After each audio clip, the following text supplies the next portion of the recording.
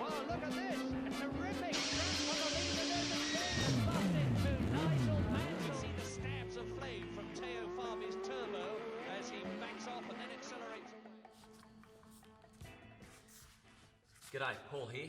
Just a bit of an update on my FB F1 Formula Racer.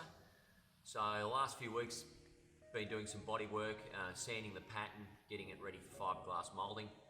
We had an air show here yesterday and I had the car on display where I've got it so far, so I thought I'd take advantage of it being out and do a quick walk around and a video of where I'm at so far. So yeah, so let's get into it.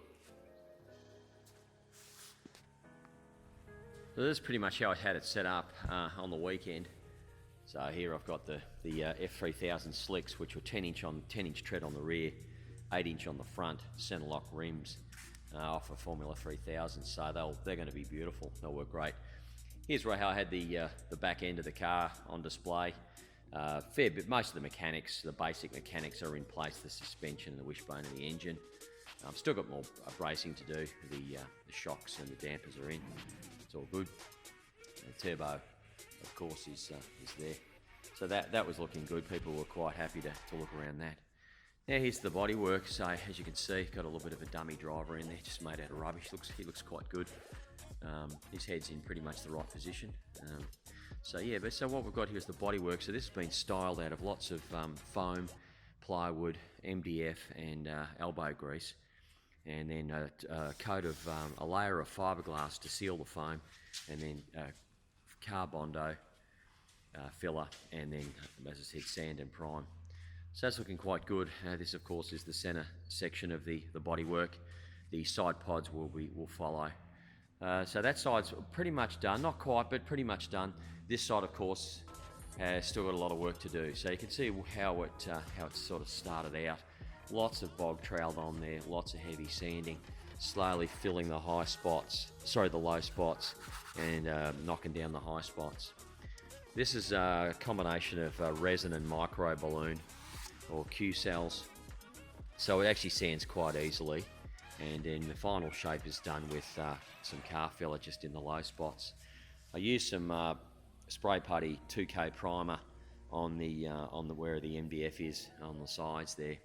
You can see there where the fiberglass has sort of come over the top of the foam and then stopped onto the wood. So I'll just fill that, fair that in nice and smooth so it transits nicely. You can see the nose there.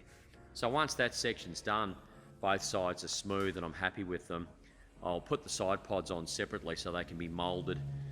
The engine cover can be moulded with the body, and then the side pods removed, and then the tub, which was most likely going to become a structural entity, a monocoque, can be moulded separately, and then so everything's tied together.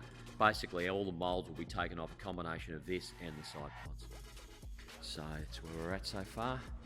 And the shape's actually come up pretty good. It was a bit tricky to interpret the body shape, but it's pretty close. It's pretty close. I've got most of the heights right and the widths right, and I think the lines are pretty good. The lines actually flow naturally. When you start sanding it, it becomes pretty evident how everything needs to flow, because if you don't have the compound curvature right, it doesn't move, it doesn't flow into the next section. So once you've got everything flowing nicely, it sort of can only really be one shape, or a shape close enough to what it needs to be. So there we go, that's looking okay, and you can see what it's going to look like. So when the side pods come on, I think it's going to really start to pop. Of course, the roll cage, the roll bar is missing. There'll be a triangular shaped, very scale looking roll hoop head protection here behind the driver's head, and that's it.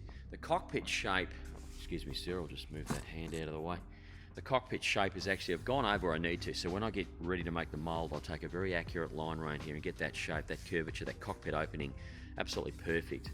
I've actually got it a little bit further in than it needs to be, but that's okay. That's okay. So yeah, that's where we're at so far. I'm quite pleased with that. And next video, hopefully we've got the side pods on and we're starting to get serious about taking some moulds off it. Anyway, thanks for watching, and I'll catch you next time. Bye bye.